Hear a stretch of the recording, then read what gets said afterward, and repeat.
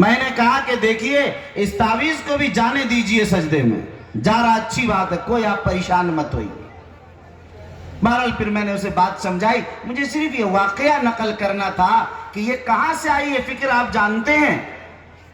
وہ جو ہمارے نوجوانوں کے ہاتھوں میں یوٹیوب ہے، وہ جو فیس بک کی معلومات ہیں، جہاں موادات اور معلومات کا ایک سمندر ہے۔ لوگ سمجھتے ہیں کہ شمشاد رحمانی کی تقریر سننے اور عبد المنان قاسمی کی تقریر سننے کی ضرورت کیا ہے، ہم تو یہیں بیٹھے پیر ذوالفقار نقشبندی کی تقریر سن لیتے ہیں، ہم تو یہیں بیٹھے طارق جمیل صاحب کی تقریر سن لیتے ہیں، ہم تو یہیں بند کمرے کے اندر بہت بڑے بڑے علماء کی تقریر سن سکتے ہیں۔ تو ان لوگوں کی تقریریں سننے کا کیا حاصل ہے؟ اور یہ اسٹیج میں جا کر لوگوں کے مجمع میں عوام الناس کے ساتھ بیٹھ کر میری شان اور انا کو ٹھیس لگا کر کیوں تقریر سنے؟ ایک بڑے طبقے نے یہ سوچا، اسے نہیں معلوم کہ شریعت اس سے نہیں آتی، دین اس سے نہیں آتا۔ مزاج شریعت اور مذاق شریعت ایک مستقل چیز ہے کہ جس کو 10-20 سال نہیں، 40-50 سال نہیں، پوری زندگیاں کھپانے کے بعد تب مزاج شریعت پیدا ہوتا ہے اور شریعت کا پتہ چلتا ہے کہ شریعت کسے کہتے ہیں۔ اے نوجوانوں، آپ اس یوٹیوب کو دیکھ کر آپ فیصلے مت کیجئے یا اچھائیوں سے زیادہ برائیاں اس یوٹیوب پر ہے۔ اگر آپ قرآن تلاش کرو گے یوٹیوب پر تو پہلا قرآن قادیانیوں کا تمہیں نظر آئے گا پہلے سرچ میں۔ اگر تم تفسیر تلاش کرو گے پہلی تفسیر قرآن کی جو سرچ کے نتیجے میں کر کے دیکھ لو آپ بیٹھے ہو، وہی قادیانی کی تفسیر نظر آئے گی۔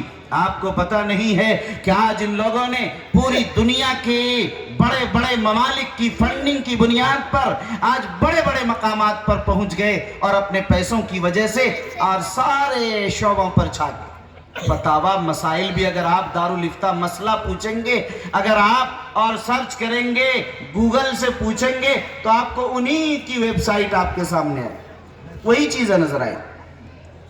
یہ کوئی آسان بات نہیں امتیاز کرنا اور چھانٹنا اور صحیح اور غلط میں تمیز پیدا کر لینا، ظاہر ہے یہ ہمارے اور آپ کے بس کی نہیں ہے، اس کے لئے بڑا علم چاہیے، اس لئے آپ اس سے بچیے۔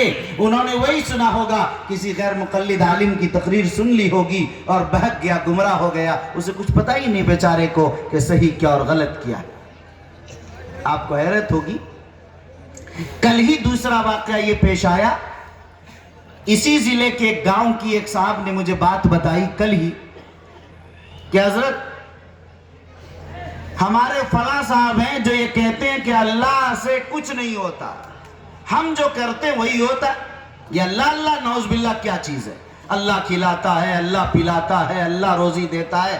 ہم نہیں کمائیں گے تو کیا مال آ جائے گا ہمارے پاس؟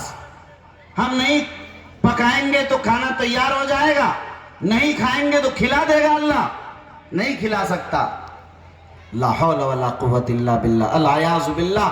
تصور کیجئے کہ جہاں علم و عمل کے اتنے مراکز، اتنے ادارے، اتنے علماء، اتنے مصلحین، اتنے مرشدین، اتنے رہنما، اتنے قائدین، اتنے مربیان حضرات، ایسی آبادی میں ایسے لوگ موجود ہیں جنہیں اللہ پر بھی یقین نہیں، یہاں بھی دہریہ لوگ موجود ہیں، وہ سمجھتے ہیں کہ اللہ نہیں کھلاتا، ہم خود کھاتے ہیں۔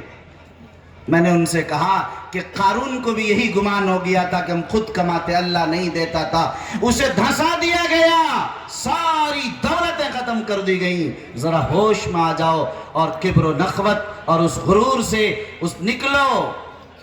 یاد رکھو اللہ ہی کھلاتا ہے، اللہ ہی پلاتا ہے، وہی بیماری دیتا اور وہی شفا دیتا ہے، اس کے علاوہ کوئی ذات اس کے لیے نہیں۔ میں نے کہا کہ دیکھو بات یہ ہے کہ ایک صاحب کو ایسے ہی پریشانی پیش آ گئی، اس کے باپ نے کہا بیٹے کو سمجھاتا رہا ابھی حال کی بات کہ اللہ کھلاتا ہے، بیٹا کہا نہیں ابا جان اللہ کیسے کھلاتا ہے؟ ہم نہیں کھائیں گے ہم کو کھلا دے گا۔ کہاں کھلا دے گا؟ کہا کہ آج نہیں کھائیں گے، طے کر لیا آج نہیں کھانا۔ جب ماں باپ نے زیادہ اصرار کرنا چاہا کہ بیٹا میرا کھا نہیں رہا، جنگل کی طرف چلا گیا، جنگل میں جا کر بیٹھ گیا، رات ہو گئی، کھایا نہیں اس نے۔ ایک صاحب ادھر سے گزرے اور کچھ کھانا لے کر چلے جا رہے تھے اور لے جا کر کھانا لے کر پہنچے تو دیکھا کچھ چور لوگ بیٹھے ہوئے، ڈاکو وغیرہ اپنا حصہ بکھرا کر رہے ہیں جو چوری کر کے لائے تھے۔ انہوں نے وہیں کھانا چھوڑا اور خاموشی سے نکل لیے، کرے کھانا تو چھوڑو، جان بچی تو ہزار راز تھے۔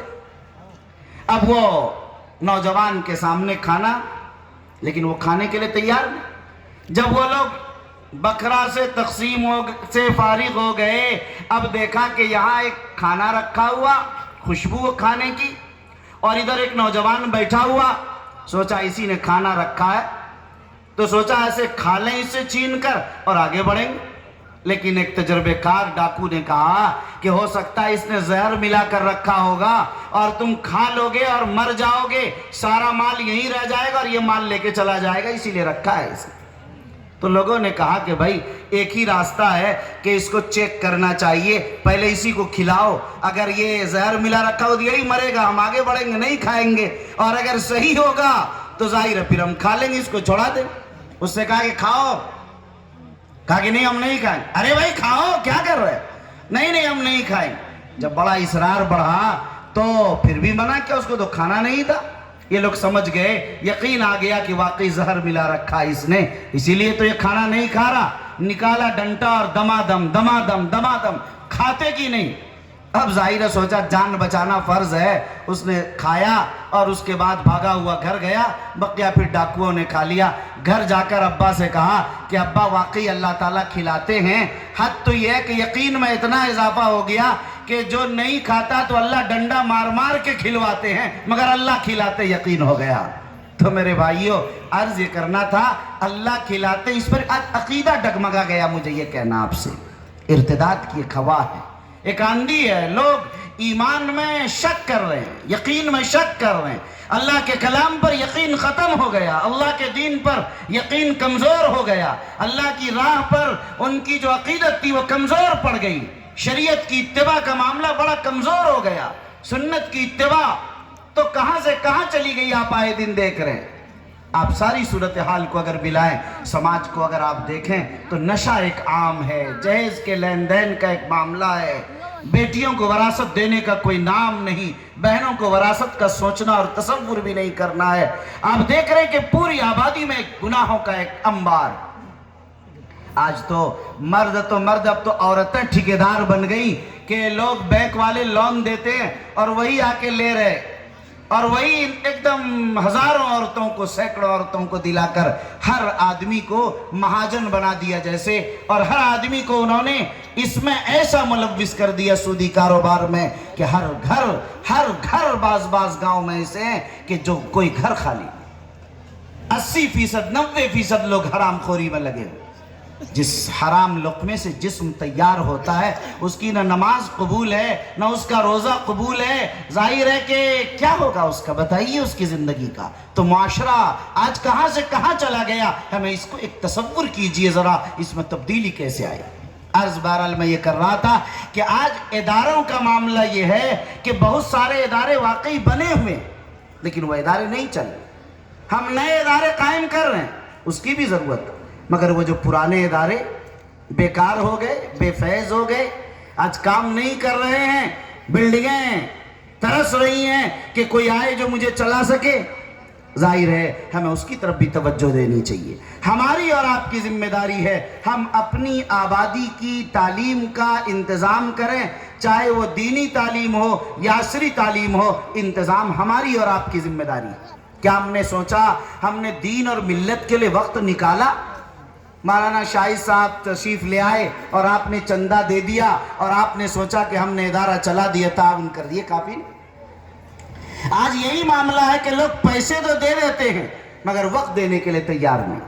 काम इससे नहीं चलेगा मेरे भाइयों। हमारी और आपकी जिम्मेदारी है कि हम मिल्लत के लिए, दीन के लिए वक्त भी निकालें। हर आदमी ये तय करे। तबलीगी जमात वाले ने 2.5 घंटे का अपना वक्त निकालने का एक जो निज़ाम बनाया है, ये बड़ा कीमती निज़ाम, बड़ा कीमती निज़ाम।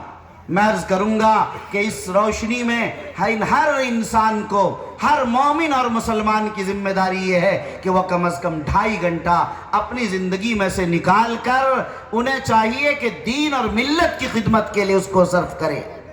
करना क्या है? करना यह है कि हर आदमी को कल क़यामत में पूछा जाएगा, उनके मातेहतों, उनके रियाया, उनके अड़ोस पड़ोस, उनके असर रखने वाले इलाक़ों तक के बारे में कि तुमने उसके लिए क्या किया।